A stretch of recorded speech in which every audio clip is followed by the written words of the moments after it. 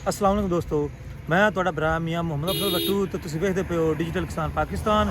ਕਿਸਾਨ ਵੀਰ ਭਰਾਓ, ਆਪਾਂ ਜਾ ਰਹੇ ਸੀ ਬਸੀਰਪੁਰ ਸਿਟੀ ਸ਼ਹਿਰ ਤੇ ਰਸਤੇ ਦੇ ਵਿੱਚ ਵੇਖਿਆ ਮਕਈ ਟੁੱਟੀ ਪਈ ਹੈ ਤੇ ਜਵਾਰ ਦੀ ਵੀ ਤਬਾਹੀ ਮਚੀ ਪਈ ਹੈ।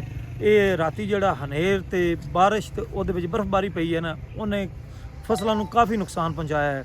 ਤੇ ਮੇਰਾ ਖਿਆਲ ਹੈ ਵੀ ਜਿੰਨੇ ਵੀ ਕਿਸਾਨ ਵੀਰ ਭਰਾ ਹੈਗੇ ਨੇ, ਇਹ ਉਹਨਾਂ ਤੇ ਤਕਰੀਬਨ ਸਾਰਿਆਂ ਦੀ ਫਸਲਾਂ ਇਹ ਖਰਾਬ ਨਹੀਂ ਹੋਈਆਂ, ਚੰਦ ਇੱਕ ਦੀਆਂ ਖਰਾਬ ਹੋਈਆਂ ਨੇ ਤੇ ਇੱਕ ਤਰ੍ਹਾਂ ਦੀ ਮੁਸੀਬਤ ਹੀ ਹੈ। ਆਓ ਤੁਹਾਨੂੰ ਪੋਜੀਸ਼ਨ ਵਿਖਾਈਏ ਮਕਈ ਦੀ। ਇਹ ਚੈੱਕ ਕਰੋ ਜੀ ਦੋਸਤੋ, ਬਿਲਕੁਲ ਮਕਈ ਟੁੱਟੀ ਪਈ ਹੈ, ਤਬਾਹੀ ਮਚ ਗਈ ਜਨਾਬ। ਹਾਲੀ ਮਕਈ ਜਿਹੜੀ ਹੈ ਨਾ, ਹੁਣ ਛੱਲੀ ਇਹਨੂੰ ਲੱਗਣੀ ਸ਼ੁਰੂ ਹੋਈ ਹੈ ਤੇ ਇਹਨੇ ਤਬਾਹੀ ਕਰ ਦਿੱਤੀ ਹੈ। ਥੋੜਾ ਜਿਹਾ ਅੱਗੇ ਜਾਣੇ ਤੇ ਤੁਹਾਨੂੰ ਜਵਾਰ ਦਾ ਵੀ ਹਾਲ ਵਿਖਾਣੇ। ਇੱਧਰ ਵੇਖੋ, ਤੇ ਮੇਰਾ ਖਿਆਲ ਹੈ ਵੀ ਸਾਨੂੰ ਕਿਸਾਨ ਵੀਰ ਭਰਾਵਾਂ ਨੂੰ ਵੀ ਨਾ ਕੋਈ ਖਰਾਇਤ ਖਰੂਦ ਵੀ ਕਰਨੀ ਚਾਹੀਦੀ ਹੈ।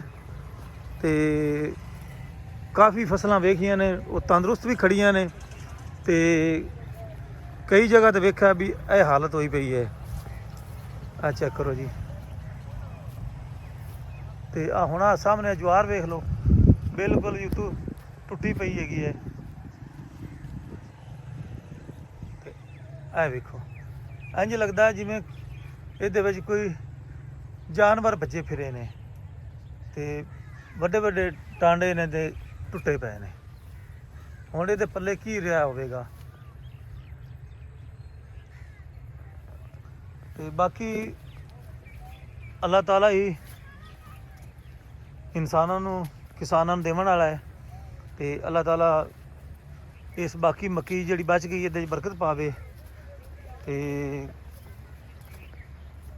ਜੋ ਮੇਰਾ ਪੈਗਾਮ ਉਹ ਹੈ ਵੀ ਸਾਡੀ ਜਿਹੜੀ ਹਕੂਮਤ ਹੈ ਨਾ, ਉਹ ਹਰ ਤਰ੍ਹਾਂ ਦੀ ਇੰਸ਼ੋਰੈਂਸ, ਸਰਮਾਇਆਦਾਰ ਜਿਹੜੇ ਹੁੰਦੇ ਨੇ ਤਾਜਰ ਹਜ਼ਰਾਤ, ਉਹ ਹਰ ਤਰ੍ਹਾਂ ਦੀ ਇੰਸ਼ੋਰੈਂਸ ਕਰਦੇ ਨੇ, ਲੇਕਿਨ ਸਾਡੀਆਂ ਫਸਲਾਂ ਦੀ ਇੰਸ਼ੋਰੈਂਸ ਕੋਈ ਨਹੀਂ, ਨਾ ਕੋਈ ਜ਼ਿੰਮੇਵਾਰ ਹੈ।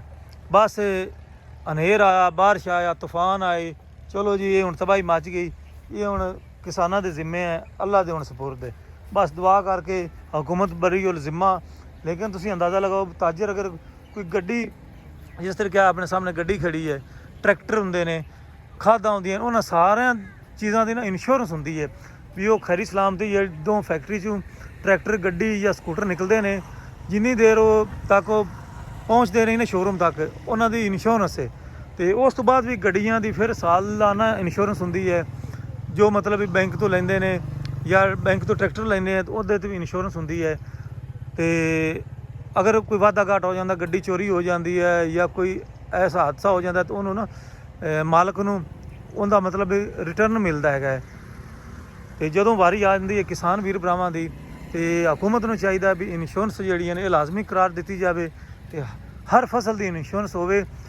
ਹਾਂ, ਅਲਬੱਤਾ ਕਿਸਾਨ ਨਾ ਇੰਸ਼ੋਰੈਂਸ ਕਰਾਉਣ ਉਹਨਾਂ ਦੀ ਮਰਜ਼ੀ ਹੈ, ਲੇਕਿਨ ਹਕੂਮਤ ਨੂੰ ਚਾਹੀਦਾ ਵੀ ਆਫਰ ਲਾਜ਼ਮੀ ਦੇਵਣ, ਤਾਂ ਕਿ ਇਸ ਤਰ੍ਹਾਂ ਦੀ ਜਦੋਂ ਮੁਸੀਬਤਾਂ ਆਉਂਦੀਆਂ ਨੇ, ਉਹਦੇ ਵਿੱਚ ਫਸਲਾਂ ਖਰਾਬ ਹੁੰਦੀਆਂ ਨੇ ਤੇ ਉਸ ਫਸਲਾਂ ਦਾ ਜਿਹੜਾ ਨਾ ਤਦਾਰਕ ਕੀਤਾ ਜਾਵੇ। ਤੇ ਕਿਸਾਨ ਜਿਹੜਾ ਹੈ, ਅਗਰ ਉਹਦੇ ਕੋਲ ਅਗਲੀ ਫਸਲ ਜੋ ਕਿ ਪੈਸੇ ਹੀ ਇਹ ਪੋਜੀਸ਼ਨ ਹੋਵੇ ਤਾਂ ਉਹਦੇ ਕੋਲ ਅਗਲੀ ਫਸਲ ਹੀ ਨਹੀਂ ਲਗਾਈ ਜਾਣੀ। ਤੇ ਅਗਰ ਹਕੂਮਤ ਸਪੋਰਟ ਕਰੇ ਤਾਂ ਮੇਰਾ ਖਿਆਲ ਹੈ ਵੀ ਇਹਨਾਂ ਚੀਜ਼ਾਂ ਦਾ ਮੁਤਬਾਦਲ ਹੋ ਸਕਦਾ ਹੈ, ਬੰਦੋਬਸਤ ਕੀਤਾ ਜਾ ਸਕਦਾ ਹੈ ਤੇ ਕਿਸਾਨ ਜਿਹੜੇ ਨੇ ਉਹ ਆਸਾਨੀ ਨਾਲ ਅਗਲੀ ਫਸਲ ਲਗਾ ਲਵਣਗੇ। ਤੇ ਅੱਲਾਹ ਤਾਲਾ ਜੀ ਇਸ ਤਰ੍ਹਾਂ ਦੀ ਮੁਸੀਬਤਾਂ ਤੋਂ ਸਾਨੂੰ ਪਨਾਹ ਦੇਵੇ ਤੇ ਸਾਡੇ 'ਤੇ ਰਹਿਮ ਫਰਮਾਵੇ। ਤੇ ਹੁਣ ਮੈਨੂੰ ਤਾਂ ਇਜਾਜ਼ਤ, ਤੁਹਾਡਾ ਭਰਾ ਮੀਆਂ ਮੁਹੰਮਦ ਅਫਜ਼ਲ ਬੱਟੂ। ਅੱਲਾ ਹਾਫਿਜ਼, ਪਾਕਿਸਤਾਨ ਜ਼ਿੰਦਾਬਾਦ।